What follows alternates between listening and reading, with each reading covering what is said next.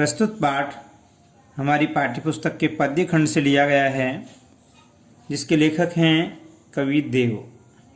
सर्वप्रथम इनका जीवन परिचय, इसके पश्चात पाठ परिचय और फिर हम इनके द्वारा लिखे हुए पद्य पाठ का सरलार्थ देखेंगे। रीतिकालीन काव्य परंपरा में विशिष्ट स्थान रखने वाले कवि देव का जन्म विक्रम संवत 1730 में हुआ। इनके ग्रंथों से ज्ञात होता है कि ये इटावा के रहने वाले थे। इस संबंध में एक उक्ति प्रचलित है, द्यऊ सूर्या कवि देव को नगर इटावो वास। कवि देव का जो वास है, रहने का स्थान है, वो इटावा नगर रहा है। इनके पिता का नाम कुछ विद्वान बिहारी लाल दुबे मानते हैं। इनके वंशज वर्तमान में इटावा और कुसमरा में रहते हैं। देव की रचनाओं की संख्या 52 कही जाती है, किंतु इनकी प्रमुख और प्राप्त रचनाओं में भाव विलास, भवानी विलास, कुशल विलास, रस विलास, काव्य रसायन, देवचरित्र, अष्टयाम, सुजान विनोद, प्रेम तरंग आदि हैं। देव ने भी केशव की भांति कवि और आचार्य कर्म का निर्वाह किया था। स्वभाव से रसिक होने के कारण उनके काव्य में श्रृंगार रस का उच्छल प्रवाह बहता है। यह श्रृंगारिकता छिछली नहीं, अपितु उसमें विशेष गंभीरता विद्यमान है। वे वैसे तो रसवादी आचार्य थे, परंतु अलंकारों के स्वाभाविक प्रयोग के प्रति उनका आग्रह था। देव ने साहित्यिक ब्रज भाषा को अपनाया था, परंतु उसमें संस्कृत, प्राकृत, अपभ्रंश, फारसी तथा उत्तर भारत की अन्य बोलियों के शब्दों का स्वतंत्रता के साथ प्रयोग देखने को मिलता है। पाठ परिचय। यहाँ निर्धारित कविता में देव ने अपने आराध्य श्री कृष्ण का गुणगान किया है। सांवरिया श्री कृष्ण के पाँवों से घुंघरू के मधुर स्वर झंकृत हो रहे हैं। वे पीत वसन में सुहावने लग रहे हैं। माथे पर मोर मुकुट है, नयन चंचल हैं, मंद हंसी चेहरे पर शोभायमान है। कृष्ण के लोक प्रचलित स्वरूप को कवि ने अभिधा में समग्रता से उपस्थित कर दिया है। अभिधा मीन्स सीधा सीधा उन्होंने अपनी बात कही है, जैसा उन्होंने कहा है वैसा ही सुनने वाले को समझ में आता है। देव को पेचीले मजमून की बनावट में निपुणता हासिल थी। दूसरे पद्य में उन्होंने मौलिकता पूर्वक कृष्ण के जादुई सूरत में गोपिकाओं के विवश समर्पण का वर्णन किया है। तीसरा पद्य स्मृति एवं स्वप्न कविता का संगम है। नायिका का स्वप्निल संसार उसके जागते ही खो जाता है। स्वप्न में सुखद मिलन है और जागरण में जुदाई। यह विडंबना ही कविता की मौलिकता एवं खूबसूरती है। अब हम कवि देव के द्वारा लिखे गए पद्य पाठ का सरलार्थ देखते हैं। पहला है, पायनि नूपुर मंजु बजें, कटि किंकणि के धुनि की मधुराई, सांवरे अंग लसे पटपीत, हिये हुलसे बनमाल सुहाई। माथे क्रीट बड़े दृग चंचल, मंद हंसी मुख चंद जुन्हाई, जय जग मंदिर दीपक सुंदर, श्री ब्रज दूल्हे देव सहाई। प्रस्तुत छंद हमारी पाठ्य पुस्तक में से कवि देव के छंदों में से लिया गया है। इस छंद में कवि श्री कृष्ण के दूल्हे की भांति सजे धजे सुंदर रूप का शब्द चित्र प्रस्तुत कर रहे हैं। कवि देव का कहना है कि पायनि नूपुर मंजु बजे। भगवान श्री कृष्ण ने पायनि मीन्स अपने पैरों में, नूपुर मीन्स घुंघरू पहने हुए हैं। वो कैसे हैं नूपुर? मंजू, मंजू मीन्स सुंदर। पायन नूपुर मंजू बजें, जिनके चरणों में जिनके पैरों में सुंदर सुंदर घुंघरू बज रहे हैं। कटि किंकणी, कटि मीन्स कमर, किंकणी मीन्स कौंधनी या करधनी। कटि किंकणी, और उन्होंने कमर में जो आभूषण पहना हुआ है उसका नाम है करधनी या कौंधनी। कटि किंकणी में धुनि की मधुराई, उन्होंने जो कमर में कौंधनी धारण की हुई है उसमें भी घुंघरू हैं और उन घुंघरुओं की मधुर मधुर ध्वनि निकल रही है। सांवरे अंग लसे पटपीत, उनका अंग, अंग मीन्स शरीर, उनका शरीर, उनका वर्ण कैसा है? सांवला। सांवरे अंग, लसे पटपीत, सुशोभित हो रहा है। लसे मीन्स सुशोभित हो रहा है। पटपीत, पीत मीन्स पीला और पट मीन्स वस्त्र। सांवले अंग लसे पटपीत, उनका श्याम वर्ण है और श्याम वर्ण पर पटपीत पीतांबर, पीले रंग के वस्त्र सुशोभित हो रहे हैं। हिये हुल से बनमाल सुहाई, और वन के पुष्पों की माला हिये हुल से जो उन्होंने गले में धारण की हुई है उनके हृदय तक, उनके वक्षस्थल तक लटकती हुई सुहाई मीन्स सुंदर लग रही है। माथे किरीट, किरीट मीन्स मुकुट, और उन्होंने अपने मस्तक पर मुकुट धारण किया हुआ है। बड़े दृग चंचल, और उनके नेत्र कैसे हैं? दृग मीन्स नेत्र, उनके नेत्र कैसे हैं? बड़े बड़े बड़े और चंचल नेत्र हैं भगवान श्री कृष्ण के।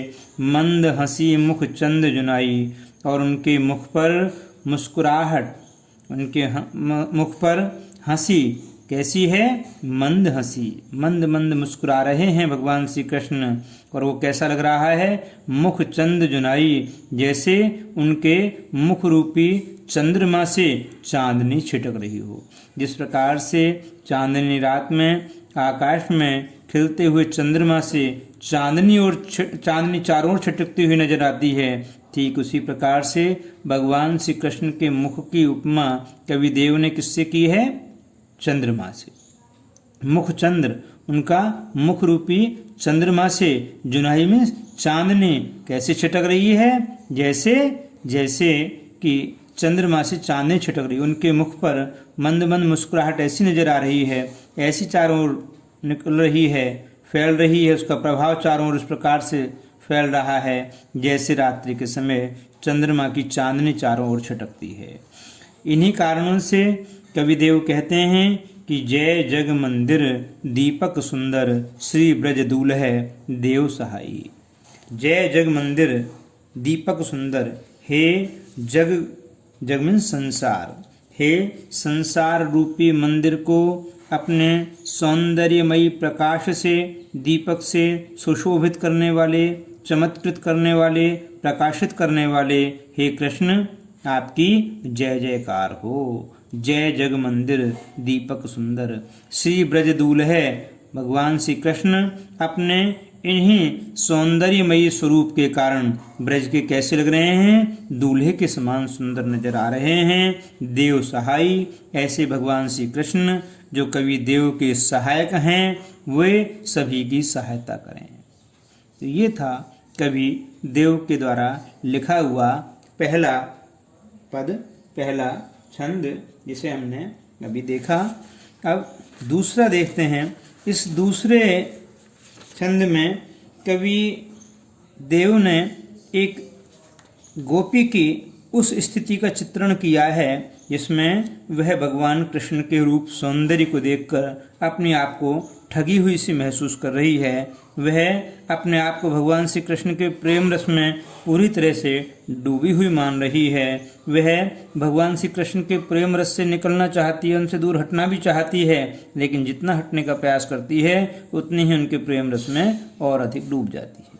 देखें कि धार में धाय धंसी, निर्धार है जाय फसी, उकसी न अबेरी, री अंगराय गिरी गहरी, गही फेरे फिरी, ओ घिरी नहीं घेरी, देव कछु अपनो बसना, रस लालच लाल चिते भई चेरी, बेग ही बूढ़ गई पखियाँ, अखियाँ मधु की मखियाँ भई मेरी। इसमें श्री कृष्ण के प्रेम रस में पगी अपनी आँखों की दशा का वर्णन करते हुए एक गोपी, एक नायिका कह रही है क्या कह रही है कि धार में धाय धंसी, मैं भगवान श्री कृष्ण की प्रेम रूपी धारा में धाय धंसी दौड़ करके जाकर के प्रवेश कर गई।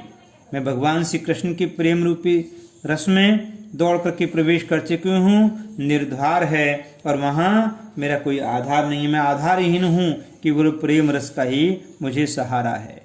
जाए फंसी, मैं उस प्रेम रूपी रस में इस कदर जाकर के फंस गई हूँ कि उकसी न अबेरी, उकसी मीन्स निकली, अबेरी मीन्स निकाले जाने पर, न मीन्स नहीं, उकसी ने मैं नहीं निकल पाई, अबेरी मीन्स निकाले जाने पर। मैं कृष्ण के प्रेम रूपी रस की धारा में इस प्रकार से फंस गई हूँ कि अपने आप को निकालना चाहती हूँ उस कृष्ण के प्रेम रूपी रस की धार से, लेकिन मैं अपने आप को निकाल नहीं पा रही हूँ। री अंगराय गिरी गहरी, वो कहती है कि निकलना तो बहुत दूर, मैंने जब अंगड़ाई ली तो मैं उस धारा में और अधिक गहरे तक जाकर के समा गई। मैं उस कृष्ण के प्रेम रूपी धारा में और अधिक जाकर के डूब गई। री अंगराय गिरी गहरी, गही फेरे फिरी ओ घिरी नहीं घेरी, गही फेरे फिरी ओ घिरी नहीं घेरी, मैंने इन आँखों को पकड़कर लौटाना चाहा। गही मीन्स पकड़ने पर, और फेरे मीन्स लौटाने पर। गही फेरे, मैंने उन आँखों को पकड़ करके लौटाना चाहा, लेकिन वो आँखें लौटने का नाम नहीं ले रही। गही फेरे फिरियो घिरी नहीं घेरी, और मैंने उन्हें घेर करके रोकना चाहा, लेकिन वे नहीं रुकी, वो मेरे वश में नहीं रही। क्या? गोपी की आँखें जो कृष्ण के प्रेम में डूबी हुई हैं। गोपी अपनी उन आँखों से भगवान श्री कृष्ण के प्रेम रस का पान कर रही है। देव कछु अपनो बसना, रस लालच लाल चिते भई तेरी।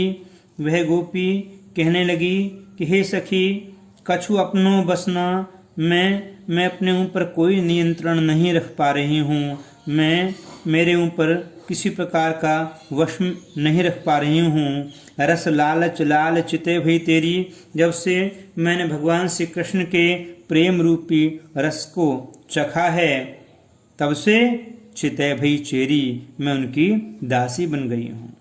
भगवान श्री कृष्ण के प्रेम रूपी रस को चखने के बाद गोपी अपने आप को कृष्ण की दासी महसूस कर रही है और कहती है कि बेग ही बूढ़ गई पखियाँ, अखियाँ मधु की मखियाँ भई मेरी।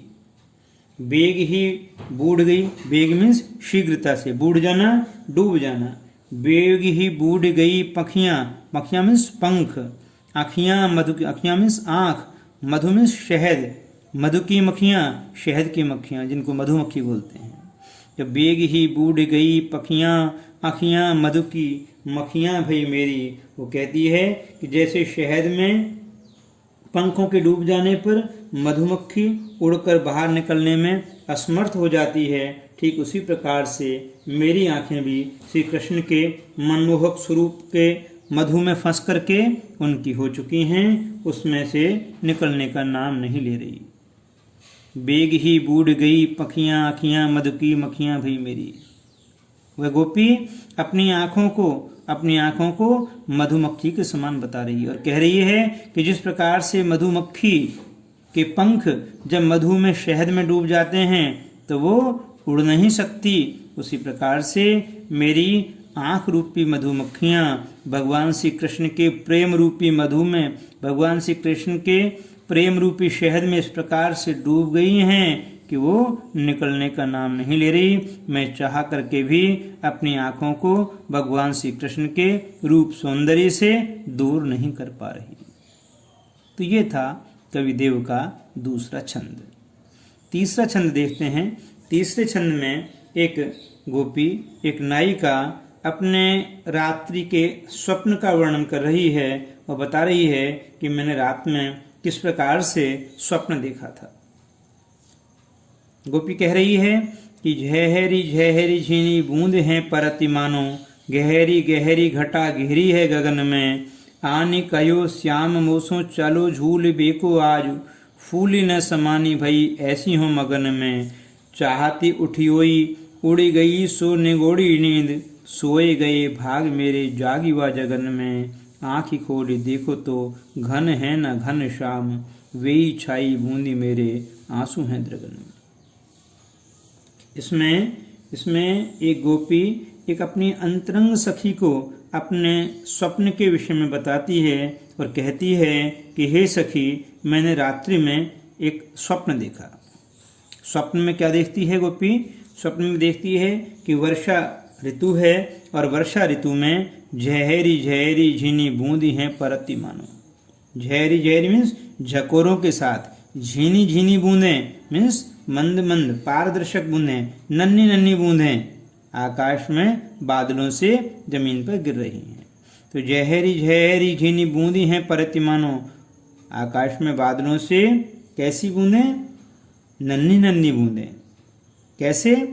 झहरी झहरी झकोरों के साथ धरती पर पड़ रही हैं। गहरी गहरी घटा घेरी है गगन में, और घटाएं बादल कैसे हैं? गहरी गहरी उमड़ घुमड़ करके गगन में आकाश में बादलों की घटाएं छा चुकी हैं। उस स्थिति में क्या नजर आता है गोपी को स्वप्न में कि आनी कहो श्याम मोसो चलो झूल बेको आज। वर्षा ऋतु है, आकाश में झकोरों के साथ नन्ही नन्ही बूंदें बरस रही हैं। चारों ओर आकाश गहरी गहरी काली काली घटाओं से उमड़ घुमड़ करके घिरा हुआ है, और उसमें भगवान श्री कृष्ण उस गोपी के स्वप्न में आते हैं और उससे क्या कहते हैं? झूलने चलने के लिए।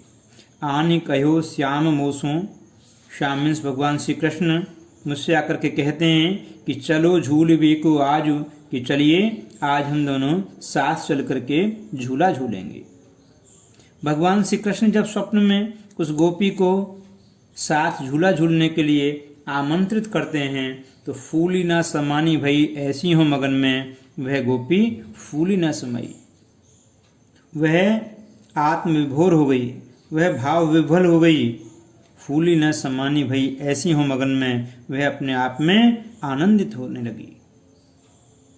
चाहती उठी हुई, और वह गोपी अपने स्वप्न में मानो लेटी हुई थी और ये सारे दृश्यों को देख रही थी। भगवान श्री कृष्ण से झूला झूलने के लिए बुला रहे हैं, वो उठने के लिए प्रयास करती है, वह उठना ही चाहती है।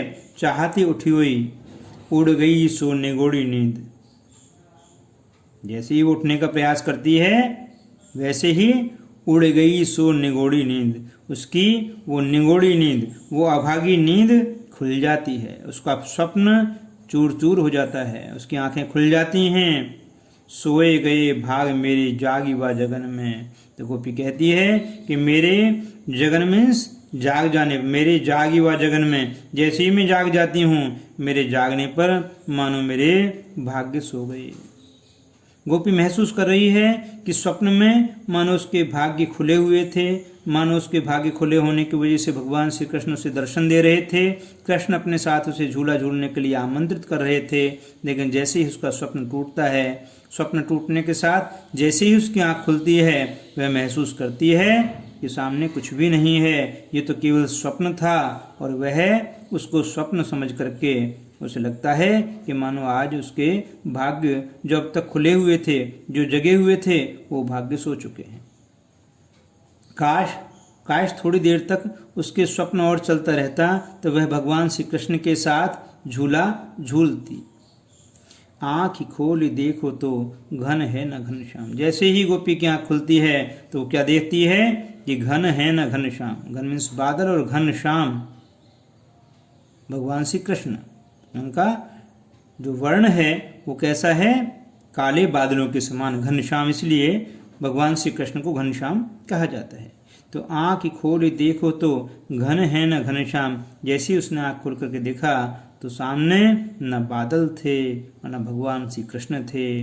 वेई छाई बूंद मेरे आंसू है द्रगन में। और अब से पूर्व उसे जो स्वप्न में बादलों से नन्ही नन्ही बूंदें गिरती हुई नजर आ रही थी, जो वर्षा होती हुई नजर आ रही थी, उसे लगने लगा कि मानो वो वर्षा की बूंदें उसकी आंखों में आंसू बनकर छा चुकी हैं, वो अपने उस स्वप्न को सोच सोच करके अपने भाग्य को कोस रही थी और नेत्रों से प्रेमाश्रु ढलकाती जा रही थी।